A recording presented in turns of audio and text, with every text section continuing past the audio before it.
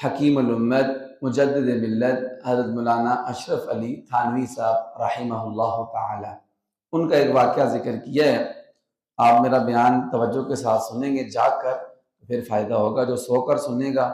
وہ تو سونے والوں کا پھر آپ کو پتہ ہے، جاگنے والوں کی کٹیاں تو سونے والوں کے کیا ہوتے ہیں، کٹے ہوتے ہیں، ٹھیک ہے جی، اس لیے جاگ کر بیان سننا ہے۔ تو حضرت مولانا اشرف علی تھانوی صاحب بہت بڑے عالم دین تھے اور ہزاروں کی تعداد میں انہوں نے کتابیں تصنیف کی ہیں، بڑا دین کا کام کیا ہے۔ تو ایک دفعہ ریلوے اسٹیشن پر موجود تھے، ان کے جاننے والے محبت رکھنے والے وہ بھی سارے ان کے ساتھ میں ان کو رخصت کرنے کے لیے ریلوے اسٹیشن پر آئے۔ ریلوے اسٹیشن پر آئے تو اتنے میں نا ایک ان کے ساتھ محبت رکھنے والا وہ گنا لے کر آیا۔ کانپور انڈیا میں، بھارت میں ایک جگہ کانپور، جیسے ادھر خانپور ہے ادھر کانپور ہے، تو کانپور ایک جگہ، وہاں کا گنا بہت مشہور ہے، میٹھا ہوتا ہے اور بہت مشہور ہے۔ وہ نا حضرت کے لیے بنڈل پورا نا گٹھا بڑا سا گنوں کا لے کر آئے۔ تو حضرت نے فرمایا کیسے کرو کہ میں نے اپنے سامان کا وزن کرا لیا ہے، ریل گاڑی پر سفر کرنا تھا، سامان کا وزن کرا دیا ہے، آپ ایسے کرو کہ ان گنوں کا بھی وزن کرا دو۔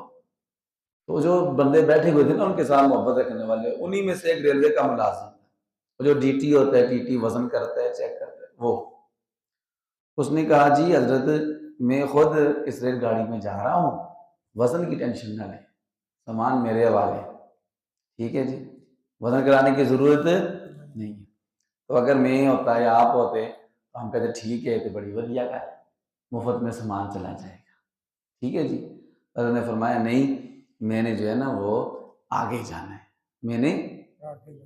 اس نے کہا جو تھا ملازم تھا ریلوے کا، اس نے کہا جی